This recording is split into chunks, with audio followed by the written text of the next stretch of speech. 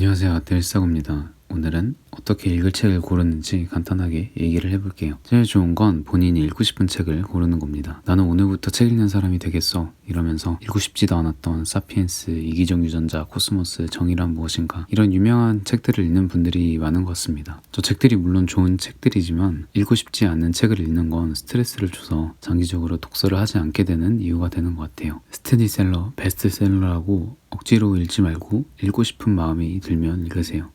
자, 읽고 싶은 책이 특별히 있는 게 아니라 어떤 특정 분야의 책을 읽고 싶을 때는 어떻게 할까요? 그 분야의 권위자나 전문가가 쓴 책을 고르시면 됩니다. 특히 이런 책들 중에서 세계적으로 유명한 책은 믿고 보는 책이라고 보시면 될 것 같습니다.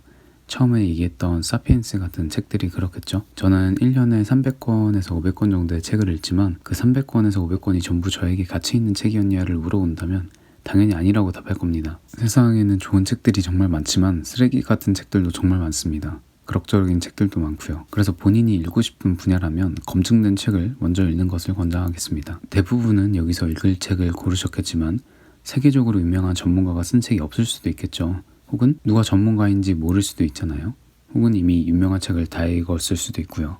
이런 경우엔 읽고 싶은 분야의 책들을 쭉 나열해 두고 쓱 목차만 보세요. 목차는 책을 압축해 둔 거라 목차만 보면 어느 정도 감이 오거든요. 이 책이 쓰레기 책인지 좋은 책인지 나에게 필요한 내용이 들어있는지 아닌지 대충 알 수 있습니다. 일단 목차를 보고 이 책은 좀 아니다 싶은 것들은 내려두시고 목차를 보면서 내가 알고 싶었던 부분이 있다면 그 부분만 목차에서 찾아서 조금 읽어봅니다. 조금 읽어봤더니 읽어볼만 하면 그 책을 읽으면 됩니다. 조금 읽어봤더니 별로면 그럼 안 읽으면 되죠. 여기까지 정리를 해보면 읽을 책을 고르는 방법은 이렇게 되겠네요. 위에 있는 번호가 더 우선적으로 적용됩니다. 첫 번째로 읽고 싶은 책을 읽는다. 두 번째, 검증된 책을 읽는다. 특히 세계적으로 검증된 것들이요. 3. 목차를 본다. 이 정도라고 보시면 될 것 같습니다. 그 다음으로는 책을 여러 권 읽을 경우에 다양한 분야의 책을 읽어야 되는지 특정 분야의 책을 읽어야 되는지 이런 고민을 하게 될 수 있습니다. 각 분야에 대한 나의 선호도가 차이가 난다면 더 읽고 싶은 거 읽으면 됩니다. 근데 각 분야에 대한 나의 선호도가 똑같다는 전제하에 내가 알지 못하는 분야의 책들이 많다면 먼저 다양한 분야의 책을 읽는 것을 권장합니다. 내가 A라는 분야에 대한 이해가 쌓이면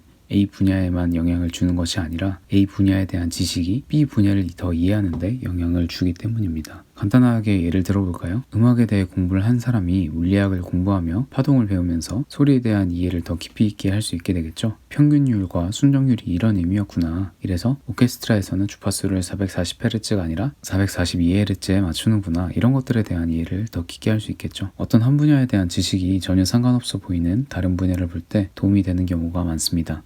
이런 이유에서 내가 알지 못하는 분야의 책을 우선적으로 읽을 것을 권장합니다. 한쪽만 잘 알고 있는 경우라면 이렇게 하면 되고요. 고민하고 있는 두 분야 양쪽을 이미 어느 정도 알고 있다면 내가 더 깊이 있게 알고 싶은 분야를 선택해서 읽으시면 됩니다. 마지막 팁으로는 여러 번역판이 있는 책의 경우엔 인터넷 검색을 통해 제일 번역이 잘 된 책을 고르려고 해보세요. 문학서적이나 유명한 책들의 경우 한글로 번역이 된 것들이 여러 권인 경우가 있습니다. 특히 문학작품의 경우 번역을 어떻게 했느냐에 따라 문장에서 전해지는 느낌이 다르기 때문에 가능하면 번역이 잘 된 책을 고르셔야 됩니다. 오역이 있는 경우는 매우 끔찍하죠. 저 같은 경우는 평이 더 좋은 번역으로 먼저 읽어보고 좋아하는 작품이라 한 번 더 읽을 경우에는 다른 번역본으로 읽어보는 편입니다. 영어로 쓰여진 작품의 경우 번역본끼리 다른 부분은 영어로도 읽기도 합니다. 여러분이 잘 알고 계시는 해리포터도 구번역판, 신번역판 이렇게 두 개로 나뉘는데 각 캐릭터의 느낌이 많이 달라집니다. 셰익스피어의 햄릿 같은 경우도 번역본들 사이에 대사가 많이 다른 경우가 있어서 원문도 찾아보고 다른 번역본도 찾아보는 맛이 있죠. 문학작품이 아니더라도 번역의 중요성은 무시할 수 없습니다. 이기적 유전자 같은 책도 번역 때문에 욕을 많이 먹었다가 전면개장편을 내면서 많이 좋아졌습니다. 번역은 단순 해석이 아닙니다.